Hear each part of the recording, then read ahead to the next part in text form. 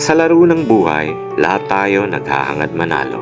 Kaya sa bawat pag-usad ng araw kasabay ang mga panibagong hamon na darating, hingin lagi sa taas ang ibayong lakas upang matagumpay mong lampasan ang bawat pagsubok. Kasi ang buhay, di kailanman ipinangakong maging madali.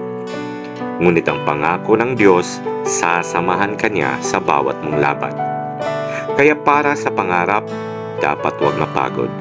Remember that life is the most difficult exam. And you know what?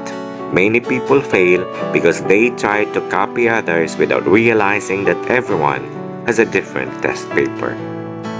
At kung sakaling saan ka man dalhin ang iyong mga pangarap, baunin mo lagi ang respeto at pakikisama. Because in this game called life, winning comes in different forms. So play it well without hating and hurting each other. Good morning.